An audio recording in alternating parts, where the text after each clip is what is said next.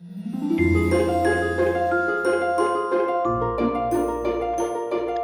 welcome. Hi, Roland Denzel. Nice to see you. Nice to see you. Thanks for We were having me. just we were just saying how we met, but we actually couldn't figure out which year. But we met at 20 bucks to 50K in Las Vegas, maybe 2017. Can't remember, but that's We it's met, actually but it was related to like what we're talking about the today. first year when they really started talking about like we wanted to talk about nonfiction, and like there was no discussion of Yeah, nonfiction. yeah, So you and I and a couple other that's people right. sort of banded That's right. together and found our own spot and decided Yeah. to How make about the nonfiction pool? happen. Yeah, yeah. Yeah, I remember that so clearly. You know, so what I just okay, to what we're going on today, I want to talk about, but I want to come back to the pool and come back to Las Vegas. But I was interested. You wrote a post on Facebook, and it was you're working on a presentation, and you say, why the full-time author goal isn't necessary, and that being a part-time author, like I am, you say, is something to be proud of and worth pursuing. And that just it just really connected with me because only recently have I kind of realized, and then it's kind of weird because it gets into the psychology of it, almost like admitted that that's my goal. My goal is to be a part-time author. My goal is not to be a full-time author. I remember when I used to I live in the Netherlands now. I used to live in the Netherlands before, and then we moved to San Francisco, and I said, okay, I was total naive, clueless human, and I go to one of the most expensive cities in the country, and I say, before I get a job, I'm going to be a writer, right? And like any financial savvy person would say, that's the dumbest idea of all time. But I said, I'm going to do it. And so my wife got a job and she went off to work. And I said, I'm going to be a full time author. And I literally remember within a matter of weeks, I think my wife came home and I was like literally in tears from the drama and trauma of the day of writing. And even way back then, I thought, wow, I'm not sure this is a great idea to do this full time. And that was a long time ago. That was before the current days of we can do everything marketing wise and our own authorpreneur business and everything. So that was way back then, much more mature and experienced and savvy now, in that I can say, hey, my goal is even to be part-time author. And to that point, we were just talking about jobs. I recently took on, like 5 months ago, took on a part-time job where I work 2 days a week, nothing related to writing or publishing. And I'm really enjoying it. I'm really enjoying that balance. So how what got you started on this topic? This you don't have to be a full-time author goal.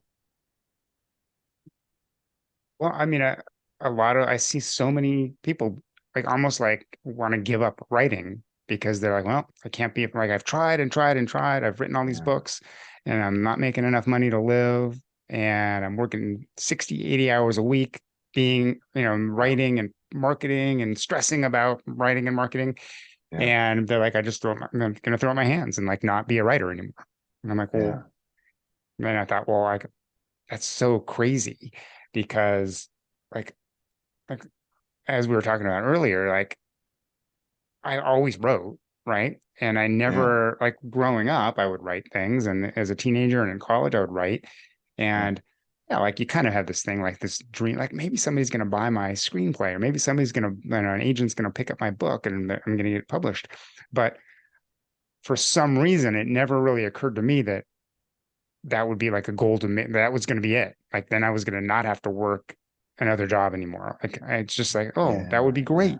It's almost like, you're like winning a very small lottery, you know, Right. Right. like if you win $100,000, quit your job, right? Right. You don't like stop working. You just like, oh, this is great. I can do a little bit more of this and I can do that and I Yeah. can, put more money back into my hobbies and whatever.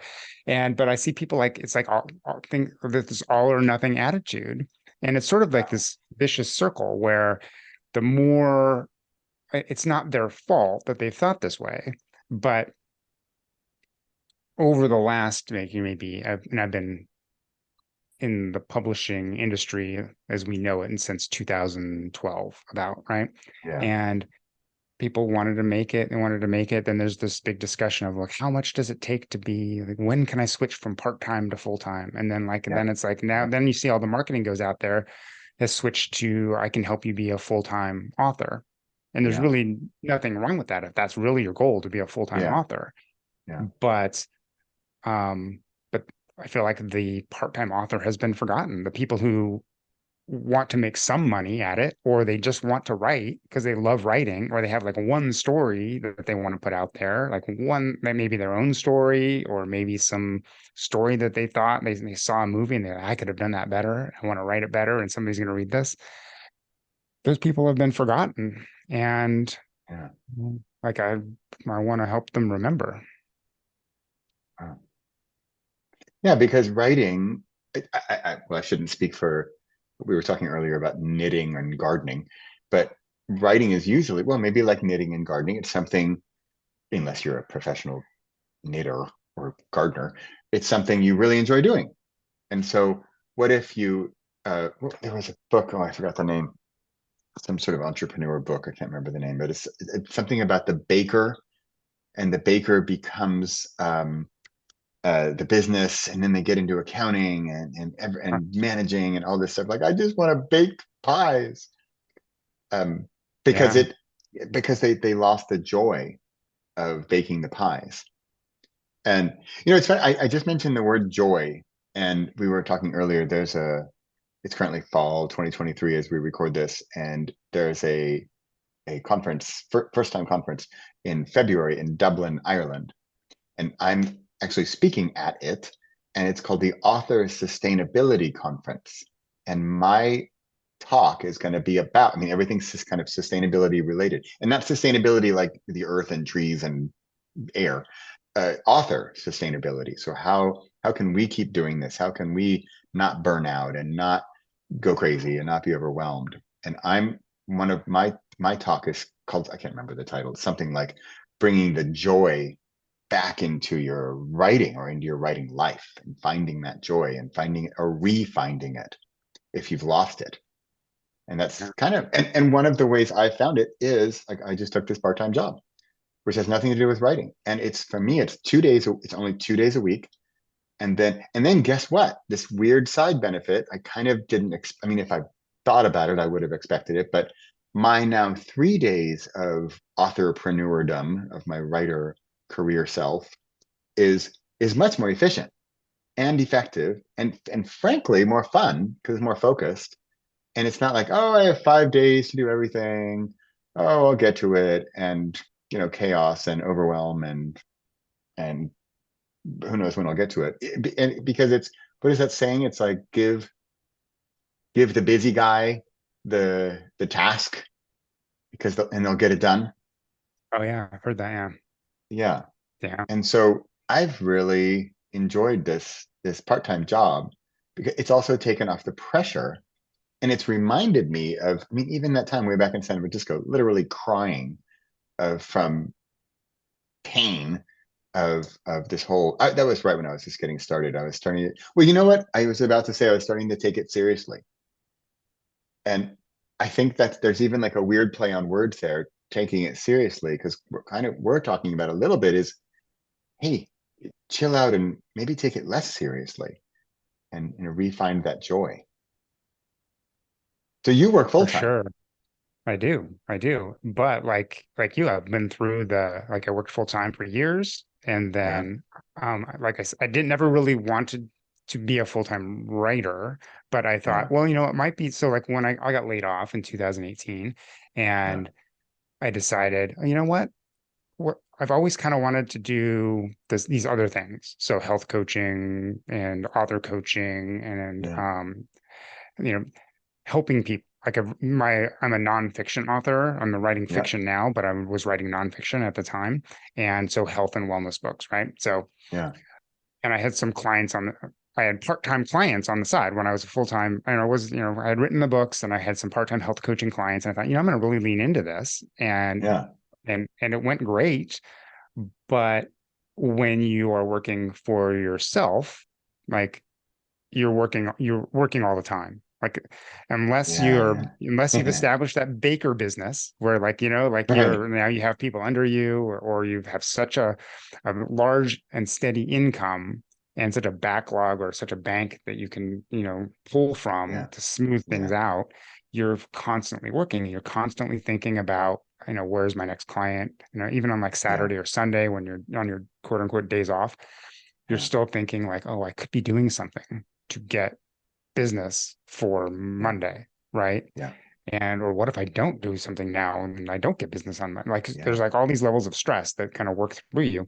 And what yeah, I found was that really cut into the energy that I had for writing. So even though I had dedicated writing time, yeah. like I wrote less in that time because my brain was spinning on other things. And you sort of feel Wow. guilty kind of when you're sitting there. I could be doing something else. I'm right. My fingers are moving, but I'm like, I could be doing something else. And then like, you don't write as fast, you don't write as clear. And the joy in the writing is not there because you're always thinking of these other things you could be doing. That was my Yeah. experience. And I think that's the experience of a lot of people as well. You mentioned earlier you have your job, and that is like I think you said it's like your insurance plan or your like foundation. And then that allows your writing to be like I don't like the word hobby. Hobby, I think of like model trains and I don't know, knitting. Sorry, model train and knitting people. But it, Well, I don't know. I can't go there. I can't say writing is a hobby for me. I think I'm too deeply writing is too deep in my heart to say Well, that. I don't know. Is that think of it as a spectrum. So is writing your hobby, is writing your art. So like, my uh she was a painter, right? She painted every yeah, day, right? I don't yeah. think she really counted it as her hobby. It was more like her art. But in a way, like what is the difference between a hobby and an art when you're not trying to make money out of it? You're just trying to have fun with it. You're just, Yeah, yeah, yeah, have yeah. the joy, like the difference between hobby and art in that regard, not art like, oh my God, that's art, and that's a hobby. Yeah, Like, but I mean, yeah, like if yeah, you're a hobbyist or an artist, right? What's the difference? I don't know. That's for everyone to decide. But both of them bring is focused on the joy and the fun of doing it, yeah, right? Not yeah, yeah. the making the money part, right? Yeah, yeah, yeah. I Yeah. like that. I like the word art. You say art instead of hobby. I know you're not saying use one or the other, but Yeah. it's funny because I do feel it. I feel like, no, you can't call what I do a hobby. I can't do that. Because But clearly I still am not over completely, right? I still, yeah, like you yeah, yeah. say, we all have that dream, But I guess. there's also the danger, I guess, if you think about as art as like there are those people that are like, like there's always the book has to be perfect and like so there like it can Right. be so there's a spectrum of that level too, like if you're going to be a fiction a literary fiction author and like you want line of prose has to be perfect and it's more Right. about the words than it is the story, like there's those people, Yeah. right, where it's Yeah. like an art, right, and then there's other Yeah. people who are like I want to write found family vampire and fortune tellers and Right. on like Buffy and the Vampire Slayer levels Yeah. of comedy with like love and angst and stuff like that, right? So like but like so like my art is a little bit different than somebody else's art. Yeah. But Yeah. then on my nonfiction, like my art is that I want to write in such a way that it makes people laugh and be touched when they're learning Mm. about health and wellness, right? Like I don't Yeah. just want to hear book of facts. Right. I want it to have stories that they go, oh, that's me too. Like, oh, this Yeah. person that I can see myself in this, and that it's I can feel the pain or the angst in this writing, and that's helping me lose weight or move Yeah. more or go out and try to find my happiness. Yeah. Wow. Yeah. You know what I hope But to share with people. this insurance policy you were talking about, right? Yeah. Yeah. I don't think I answered your question. So you're 2 days a week, right? Yeah. So that brings in a certain amount of income, Yeah. right? So that's Steady. one. So right. it's steady, right? So it smooths out the ups and downs, Yeah, right? yeah, So even people who are freelancers, like let's even take whether you're a full-time or let's take whether you're an author out of it. It's like if you're a freelancer and you're doing things, you still have to find clients, right? So you still right. have this ups and downs because the season it's seasonal maybe, right? Yeah, yeah, People don't buy if you're a book cover artist, right? People don't yeah, buy book covers in certain seasons. They buy more yeah, in, other seasons. So having this part-time job that's not a freelancer type of job, right? yeah, Gives yeah, you this steadiness, right? yeah, And it's also an insurance policy, kind of when things go down. But and the benefit, I think, to having this steadiness, the smoothing out, is that you are more energetically available even on the days when you're not doing that yeah, yeah, to write or put your time into the things that you're passionate about. yeah. You Writing. mentioned like earlier laughter, and then you say your mind is not in the right place. They talk about the survival. The gazelle is a typical thing. The gazelle is running away from the lion, and when running away for its life, the gazelle is not going to be thinking about, oh, where should I go tomorrow? It's thinking, I need to survive. I don't know if gazelles think about that much anyway, but but the gazelle's like, I need to get out of here right this second, or I'm going to be eaten by this lion. And so it's in survival mode. And so, and I've studied quite a bit about this, about survival mode and thriving mode and stuff. And so to get out of that survival, okay, the gazelle, what's beautiful about the gazelle, there's a great book, by the way, it's called, it's either there are no gazelles in therapy or there are no giraffes in therapy. I can't remember the name, but it talks about how the gazelle, okay, it's almost eaten by the lion, totally stressed out, adrenaline pumping so it can go run even faster. It escapes the lion and it's safe again. Like, okay, I'm safe again. And apparently there's something like just a matter of minutes before its whole body readjusts. And now I'm a chill gazelle again, munching on grass. I'm sure, I'm watching for the lions, but I'm not all stressed out anymore. And the point of this book was that humans, we can't do that, or if we can, it's difficult, but we can't just say like, oh, I can't pay rent this month, or oh, I need a new client, or oh, I'm worried about 10,000 other things. And it's not just in a matter of minutes, and I could just whoosh it all away and everything's wonderful, happy gazelle chill again, because we freak out about all kinds of stuff. But like what you're saying with the insurance policy, or a foundational element of our lives and frankly income, that if we have something that's stable, then that allows us to be more gazelle chill about the other percentage of our creative self. I think. Yeah, absolutely. Yeah, and then even like you mentioned earlier that your job has nothing to do with what you do with your Yeah. writing, right? Right. So because the other thing that a lot of authors do who want to go full time, they might not want to go full time, like they just want to leave their job. Like Yeah. they want to leave their, Yeah. so there's two different things going on here. Some authors Yeah. want to leave their job and they think the answer is to go full-time author, Yes. Yeah. right? You're right.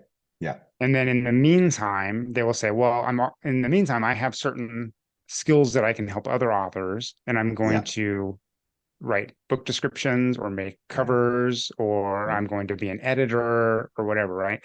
Right. And those things are all fine too. That might be a good way to get yourself towards a full-time author, but those are all seasonal ups and downs, freelancer things Yeah. too. Yeah. Where so there's the danger of if you're not really good, like there are people that thrive under those conditions. Not Yeah. me. I'm not a thriver under those conditions, right? Yeah. But if you are, you might be able to compartmentalize. Like when I'm doing my editing job, Yeah. I do my editing job during the day or at night or whatever. I have so many hours associated with that, and I've carved out this time that I write every day. And you can flip a switch and you can write. If that's you, that's amazing. I was not like that. So like I was so worried about finding my next health coaching client, finding my next author Right. client, right? Or, finding my next edit, because I did some editing too, finding my next editing gig, right? Yeah. That I was, that it sort of cut into my the bandwidth I had for writing. So Yeah. even though I had the time to do writing, somewhere down Yeah. I deep, see what you're saying. I felt a little guilty about it because I could be doing Yeah. something else. I have responsibilities, got to pay this bill. What if that Yeah. doesn't, so like I would like, and then what do? You usually don't go, well, I'm going to go back to editing, get this done faster so I can find another editing client. You usually scroll on Facebook or like, I gotta, like, Right. because you got to release that tension, and editing Yeah. does not release the tension. Yeah. Yeah. So uh, like a job can, right? Yeah. Because you have outsourced the finding the client to the employer, right? So like Yeah. they're giving you the work, Yeah. and that takes some of the pressure off, right? You might Yeah. have this, you might sign in at the day, and here's the tasks you need to do for the day, or there's all Yeah. sorts of different jobs. You could work at Starbucks or something like that, where you just get like, you have to show up, and yeah, it could be stressful, it could be tiring, but it has nothing to do, like, it's at the end of the day, you can say, oh, my day is done. And yeah, I'm physically tired. Maybe I don't want to be at a standing desk. Maybe I want to be at a sitting desk, but my mind is now available to write. Yeah. Or in the morning, an hour before, 2 hours before I have to start at Starbucks, my Yeah. mind is available to write because Yeah. I don't have to feel wonder where my next dollar is coming from. It's Yeah. coming from the place where I'm going to go and Right. do my time clock. Right. You know what I found also? This is my first job, by the way, in literally decades. And so it's quite a shock to my system. But I got to say, I'm liking it because also when I'm at this job, again, which has nothing to do with writing or anything, and I just like do my job, and it's not terribly intellectual. It's pretty easy and kind of fun. And so what I find, and I can't write, right? I'm not like at a laptop. I can't do writing stuff. But in a way, that's even better because then I'm thinking of all this stuff. But if I have 100 thoughts in my work day at my day job, then, well, I'm not going to remember all 100. But in a weird way, that's a good thing. Because let's say if I were at home or doing my regular writer self and I have 100 ideas, oh, I probably got them in like 3 different notebooks and I've got them in my 4 different Asana, worksheets. And I've started a chapter on one and a podcast episode on the other. Whereas if I just have the 100 in a space where, Bradley, this isn't your writer self, this is your day job self. So have a good time with the writerly thoughts, but keep it light. And so of the 100, what if I come home with one like survives the day? And I'm trying to put this in a positive tone because I do feel it in a positive tone. When I'm having the 100 thoughts, I don't feel like, dang it, I lost 99 of my great ideas today. I think, no, I've filtered out 99 of the junk and I have one left over, the only one I remember for all day. And oh, that's a good one. Yeah, I'll go work on that tonight or tomorrow morning. And it's really just a mindset shift of, am I going to see this as positive or negative? But also because you mentioned the day job that, oh, I just can't wait to leave, because you do hear people say, I hate my day job. And that's one thing. And I respect them, and they probably do. I don't, right? And that was also my goal. I took a job that I kind of thought, oh, that'll be kind of fun or weird or funny or different or whatever. And it's not stressful. It's not some high level crazy thing. I kind of took it to get out of the house. I kind of took it to get away from my author self, because it's really cool we're having this conversation, because I'm like one of your students almost, right? One of your case studies about, um, I You was have no full-time idea. author, right? I I was a full-time author and thought, this is too much. I don't even want this. And that's, well, there were many reasons why I took this job, but um I didn't even realize how much I was disliking it until I got away from it. Yeah. Yeah. So first, like, I kind of lit up when you said filter in your last section, when you said like all these ideas, and like the best Yeah. one is like filtered through, right? I try to think of everything as in a coffee metaphor, right? So Yeah. filter, but also like to keep like the cream rises to the top too. Like, so like at the end of the day, it's like you've got like, I have all these Yeah, ideas yeah, and yeah. like I do think that, okay, having gotten up in the middle of the night to write down my ideas only to find out that they were lousy, right? Right. I do find That's fun. that the good ideas you think of on routine more regular basis, they kind of come back to you. So like the Right, ideas that I right. end up like when I'm driving home, I'm thinking, you know what, I remember I thought this morning this is a great idea. I'm thinking about it again. Now it's Yeah, sticking with me. Now I yeah, feel like it's worth it. And I like yeah, yeah, I'll yeah, pull over and write a little note because like, oh, it's fleshed out. yeah, And so I feel like could you lose an idea? Yeah, I mean, if you think of it as an idea that's so great, there's nothing wrong with with like keeping a little notepad next yeah, to your desk at work, yeah, or and like when you think of an idea, just jot down the note, and at the end of the day, you're gonna go, oh, that sucks, it sucks, it sucks, it sucks, right. it sucks. Why did I Yeah, think that was funny? Right? And then like, yeah, oh, but this one's good, and you circle it and you move on. But like just having that, like if you're afraid of losing an idea, just having a yeah, way to keep your idea somewhere is freeing as well.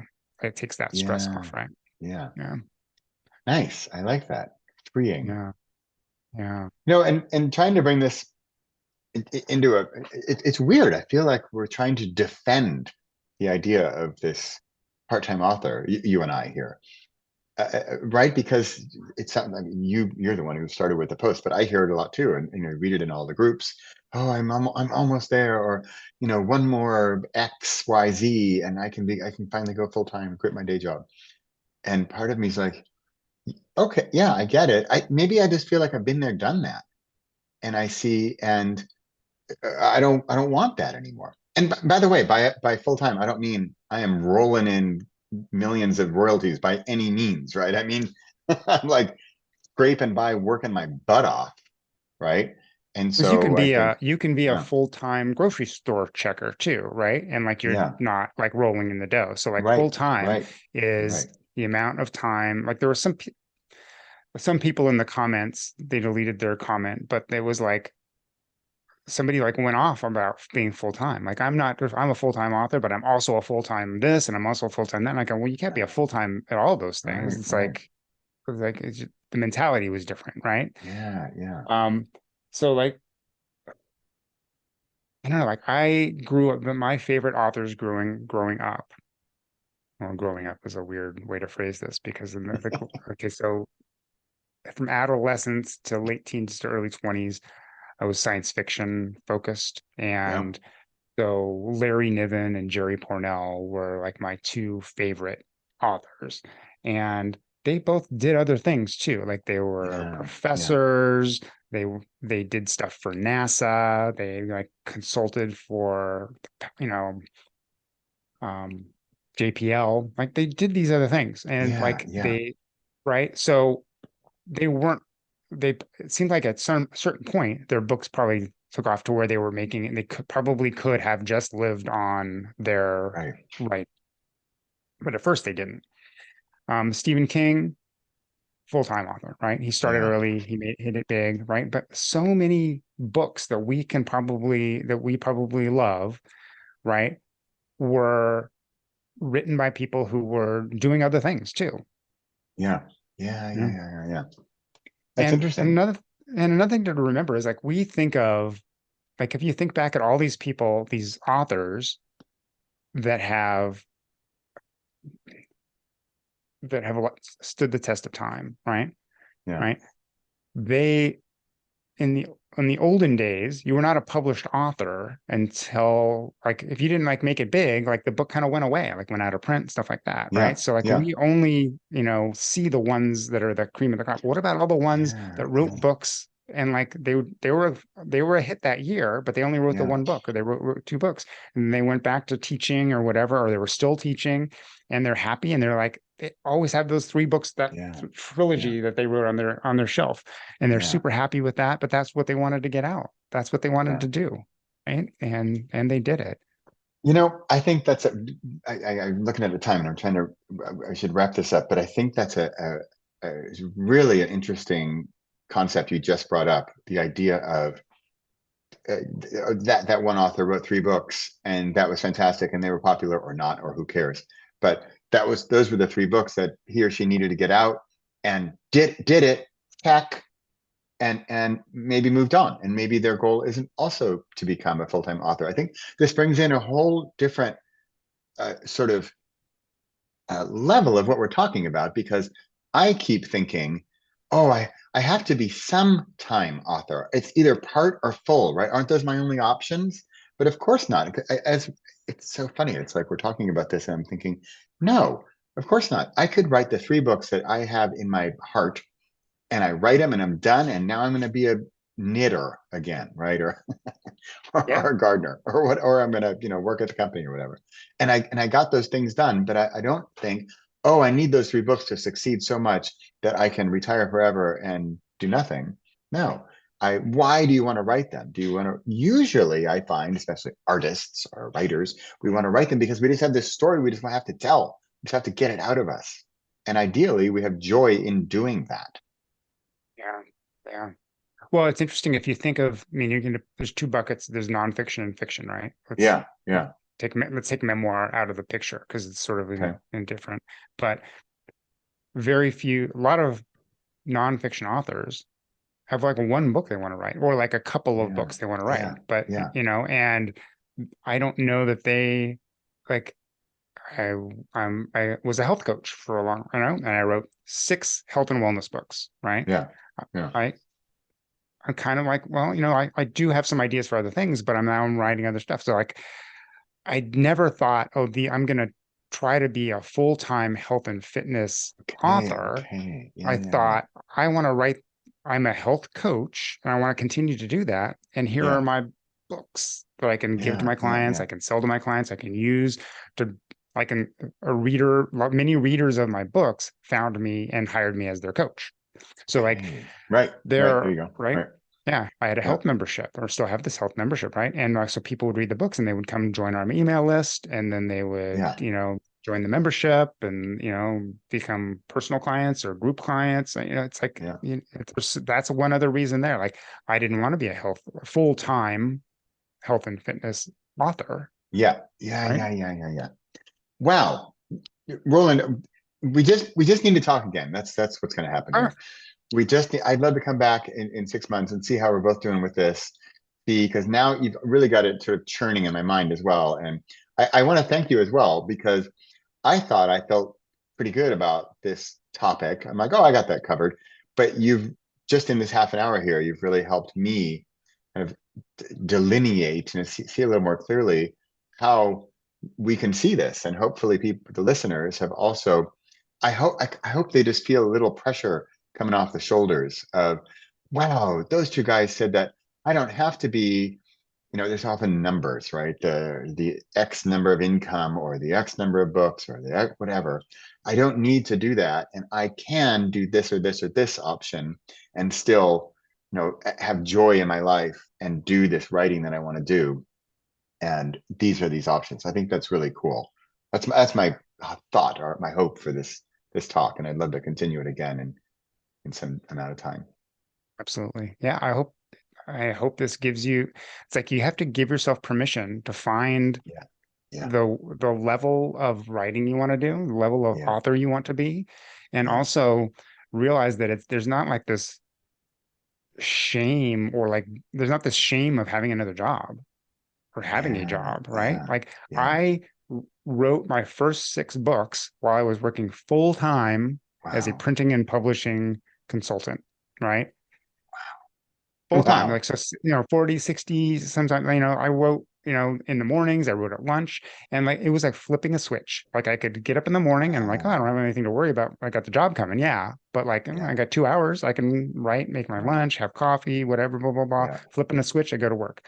At lunch I go, Yeah. oh, I have half an hour, I can, Yeah. eat my lunch and I can write for a little bit. At the end of the day, I'm Wow. like, oh, Wow. like cooking's going, like I have some time before my wife gets home to, and can write for half an hour. Yeah. And you Love learn it. to write in the little cracks of life. Yeah. And 6 books later, you know, Wow. Wow. 6 books with a full-time job. yeah, yeah, Yeah. That's great. That's great. yeah. Roland, it's been a pleasure. Thank you so much. You really, truly, it really feel like a Had lightness fun. even in my own self. So I'm thank you so so much glad. for I'm that. so glad. I'm so Yeah. glad. And I'm Yeah. looking forward to, you're going to do a presentation on this at some point. And where can people find out more about you and and what you're up to these days? Yeah. Well, you can find me at indestructibleauthor.com. And Okay. yeah, so like I, Very relevant. there, yeah, yeah, Indestructible yeah. author. Yeah, great. Yeah, so I've got a book for authors that's going to be coming out soon. It's written, but it's going through editing right now. Oh, It's called cool. The Author Brain. So it's about Ooh, it's about what you can do to write more by removing the stress and also optimizing your nutrition, I'm not going to say sleep because no one likes to hear that you should sleep more. So I'm not even going to mention sleep, but but there are like supplements, there are dietary things you can do. There yeah, are yeah. ways to reduce stress that are just going to increase your writing and like a job is one of them, right? Right, Ironically, right? So, right. but Ironically. indestructibleauthor.com. If you're on my email list, I'll be sending out information about when I'm going to do this little webinar. It's present. I don't know if it's a webinar, but like a presentation. I like to do Right. them as workshops. I like to do them with a smaller group on Zoom because I want people to be able to talk. I want to do like I'm not a big Okay. webinar guy. I'm more of a Right. workshop guy. Yeah, cool. Yeah, so Awesome. indestructibleauthor.com. Okay. I love it. Such a relevant website. Perfect. Wow, Roland, thank you so much. And I look forward to talking again. Thanks so much for being here. Yeah, it's been great. Thanks for having me. All right. Bye, everybody.